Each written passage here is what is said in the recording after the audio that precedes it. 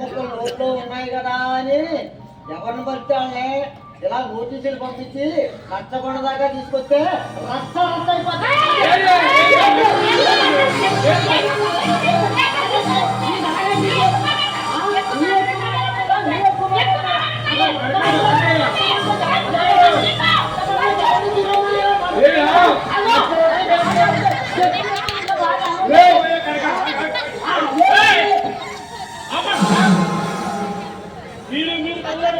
మమ్మల్ని పిలిచారు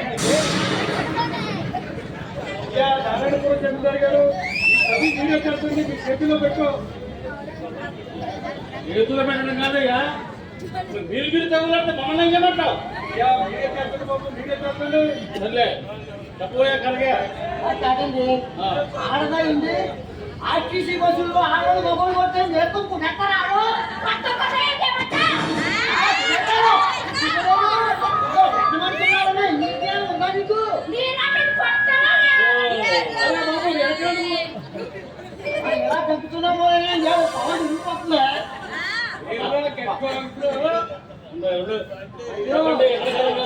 మాట్లాడేసేవా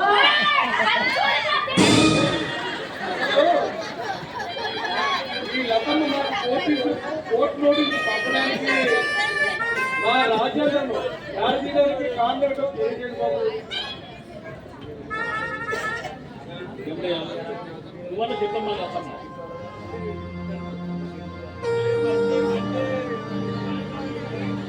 ఆమె అడిగితే ఆమె ఏం చెప్తుంది జమీందారు గారు? నువ్వు నేను జానకి రామయ్య గారు వాళ్ళ అబ్బాయి. మా నాన్నగారు మీరు చిన్నప్పటి నుంచి చూసింది, కానీ మీరు అప్పుడప్పుడు మా నాన్నగారి కోసం మా ఇంటికి రావడం నేను చూసిన గుర్తు. ఎవరో పిచ్చివాడు రోడ్ల వెంట తిరుగుతున్నాడు విన్నాను, 2-3 సార్లు కూడా చూశాను. అది వీరడయ్యా ఏమిటయ్యా ఈ చిత్రం? ఏముందండి, ఇంకా చాలా చూస్తారండి. నాకున్న 27 ఎకరాల భూమి తగదేనని ఈ రకమ్మ నాకు కోర్టు నోటీసులు పంపి ఆ భూమి ఆవిడ ఆర్డర్ చేసుకోవడం చూసుకోండి. అంతేకాదండి, ఆయన వల్ల వేసుకుని పెళ్లి చేసుకుని ఆ భూమికి ఆ 27 ఎకరాలకి వారసులు అయిపోతారని ఓ కష్టపడుతున్నా మీరు చెప్పా. న్యాయం మీరే చెప్పాలి. మీ చేతుల్లో పెట్టాం కాబట్టి మహాప్రభు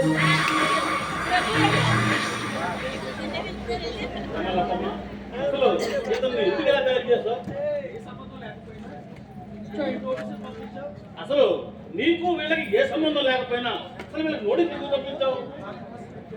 చూడండి, నాకు కూడా పిల్లల్లో ఏదో పిల్లవాడనుకున్నాను అంతే తప్ప నాకే స్వార్థం లేదు.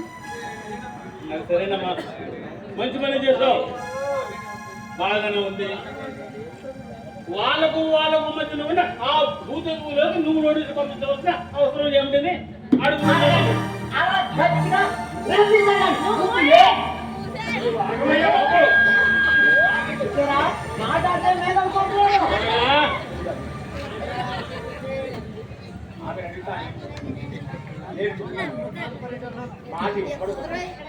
మొత్తం మా తాత ముత్తాతలు సంపాదించి మా నాన్న మా చిన్నాన్న చేతిలో పెట్టింది 54 ఎకరాలు.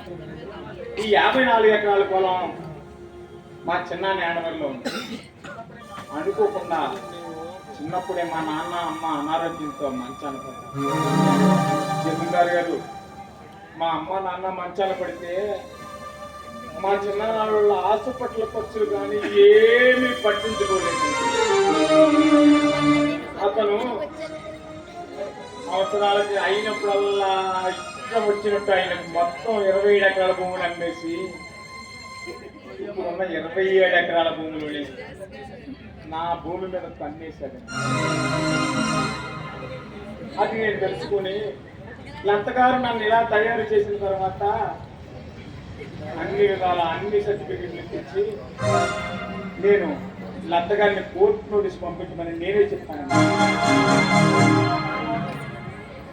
బాగుంది ఎక్కడ స్థలం? ఈ రాజేంద్ర చెప్పింది విన్నాక అసలు ఏం చేయాలి నిర్ణయించుకున్నావు? ఏం చేసేదేముంది బాబు, అంతా మీ చేతిలో పెట్టావు. మీరు ఎలా చెప్తే అలాగే వింటాం, లేదంటే కోర్టుకి వెళ్ళిపోతాం బాబు. ఇలా చెప్తాడు. ఎంత జరిగిన తర్వాత కోర్టుకి అంటారు ఏంటంటే బాబు వాళ్ళు చూసారా చెట్ట పుల్లిలో మేదడిపోతున్నారు. కాబట్టి నేను చెప్పింది వినండి, కోర్టుకి వెళ్తే మనకు ఒక చింటి పువ్వు కూడా రాదు. కాబట్టి ఇదో ఆ జమీందారు గారిని ఏదో బతిమాలి ఒక ఎకరమో అరెకరమో ఇవ్వమని బతిమాలుకోండి, కనీసం బతకడానికన్నా ఉంటుంది. లేకపోతే మీరు చుట్టుముక్కలకే అంతమాత్రం మిట్టిల మీద మిట్టిని అడుక్కోవాలి. దీంతో పాటు నేను కూడా ఏమయ్యా, వెంకటాచలం, మీరు మాట్లాడుకోవడమేనా?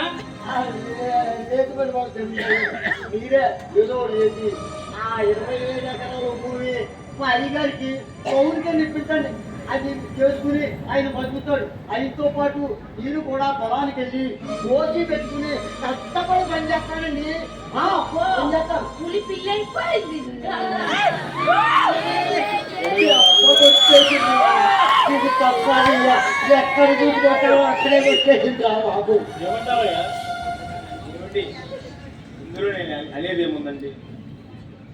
ఎంతైనా అతను మా చిన్నాన్న కొడుకు రవీంద్ర. ఏమండి, నా ఉద్దేశం ఎప్పుడు కూడా రక్త సంబంధాలను పెంచుకోవాలి.